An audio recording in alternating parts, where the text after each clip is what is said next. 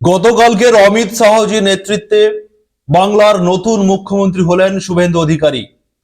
আর শুভেন্দু অধিকারী মুখ্যমন্ত্রী হিসেবে ঘোষিত হওয়ার পরে তিনি আগুন ঝরানো বক্তৃতা দিয়েছেন।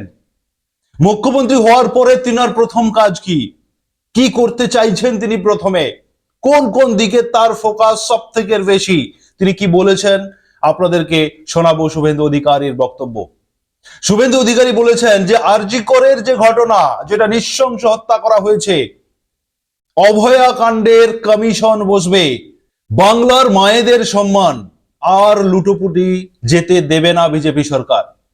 শুভেন্দু অধিকারী পরিষ্কার জানান যে আরজি কর নিয়ে আমি কমিশন বসাবো, আরজি করের পুরো ঘটনার পুনরায় তদন্ত হবে। তিনি ঘোষণা করেন যে সংকল্প পত্রতে আমরা যা যা অঙ্গীকার করেছি, সংকল্প পত্রতে আমরা যা যা কমিটমেন্ট করেছি, যা যা দেওয়ার প্রতিশ্রুতি করেছি, তা অক্ষরে অক্ষরে পালন হবে। শুভেন্দু অধিকারী এও বলেন যাদের রাষ্ট্রবাদী মানসিকতার অভাব রয়েছে তাদের রাষ্ট্রবাদী মানসিকতা গড়ে তুলতে হবে। ভারতবর্ষে বসবাস করে ভারতবর্ষের জন্য যাদের প্রাণ কাঁধে, আমি তাদের জন্য রয়েছি। আমরা যে রাষ্ট্রে রয়েছি, যে রাষ্ট্রের অক্সিজেন নিচ্ছি, সেই রাষ্ট্রের বিরোধিতা আমি কোনোভাবেই বরদাস্ত করব না।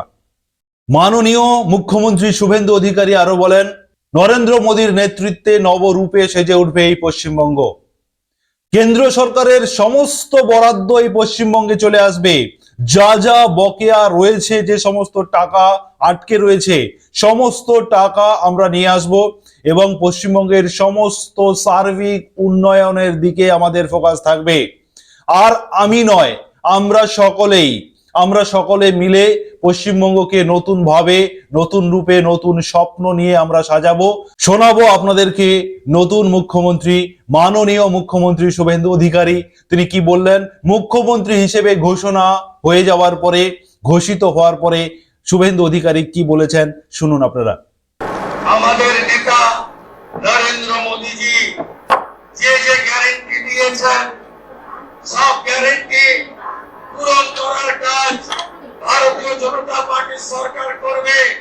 আমি নয়, আমরা নীতিতে ভারতীয় জনতা পার্টি সরকার করবে। কথা কম, কাজ বেশি ভারতীয় জনতা পার্টি করবে। চার্জশিট প্রকাশের দিন মাননীয় নেতা অমিত শাহজি দুটো প্রতিশ্রুতি বাংলার লোককে দিয়েছেন। সন্দেশখালী থেকে আর্থিকর হয়ে যত মা বোনেদের উপরে, কন্যাদের উপর অত্যাচার হয়েছে, তার কমিশন বসবে এবং যারা অভিযুক্ত তাদের বিরুদ্ধে ব্যবস্থা নেওয়া হবে। মাননীয় অমিত শাহজি চার্জশিট প্রকাশের দিন ঘোষণা করেছিলেন যে পশ্চিমবাংলায় ইনস্টিটিউশনাল করাপশন, প্রাতিষ্ঠানিক দুর্নীতি যারা করেছেন তাদের বিরুদ্ধে রিটার্ন জাজকে দিয়ে কমিশন বসানো হবে এবং উপযুক্ত ভাবে আপনাদের সরকারি অর্থ যারা নয়ছয় করেছেন তাদের বিরুদ্ধেও আমরা ব্যবস্থা নেব। মাননীয় অমিত শাহজি যে সংকল্প পত্র প্রকাশ করেছেন, যা পরবর্তীকালে আমাদের যশস্বী প্রধানমন্ত্রী এই নির্বাচনের প্রধান প্রচারক, যার মিটিং এ লক্ষ লক্ষ লক্ষ মানুষ এসেছেন, যার অক্লান্ত পরিশ্রম এবং যিনি কথা নিয়ে গেছেন, আমি আপনাদের কাছে কথা দিতে পারি আগামী মন্ত্রিমণ্ডল, আগামী বিধায়ক দল, সর্বোপরি ভারতীয় জনতা পার্টির সংগঠন, বিচারধারার সঙ্গে যুক্ত লোকজন এবং অসংখ্য পশ্চিমবাংলার সাংস্কৃতিক চেতনার রাষ্ট্রবাদী নাগরিককে নিয়ে আমরা সংকল্প পত্র প্রত্যেকটা সময়বদ্ধ সময়ের মধ্যে পূরণ করব। আমাদের আসল একটাই মন্ত্র, স্বামীজির মন্ত্র, চোরৈবতী চোরৈবতী চোরৈবতী। আমাদের মন্ত্র একটাই হোক, নরেন্দ্র মোদীজির মন্ত্র, সবকা সাথ, সবকা বিকাশ, সবকা বিশ্বাস, সবকা প্রয়াস। এটাই হোক আগামী দিনে আমাদের মন্ত্র। আসুন পশ্চিম বাংলাকে মোদীজির আদর্শে, তার নেতৃত্বে নবনির্মাণ করি।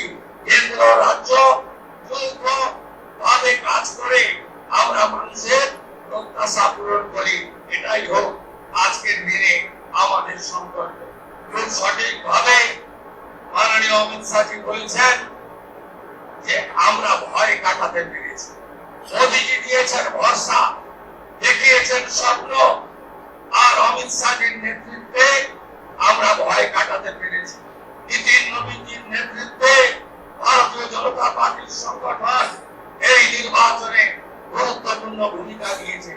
শুধু পশ্চিমবাংলার বিজেপি কর্মী নেতারা নন, সমুদ্র হিমাচল ভারতীয় জনতা পার্টি প্রত্যেকটি কর্মী, বিচারধারার সঙ্গে যুক্ত ব্যক্তিরা আমাদের যেভাবে সহযোগিতা করেছেন, শ্রমিকদাকে যেভাবে সহযোগিতা করেছেন, আমি তাদের সবাইকে অন্তর থেকে প্রণাম জানাতে চাই। আপনাদের সকলের সহযোগিতায় আমরা জিতেছি।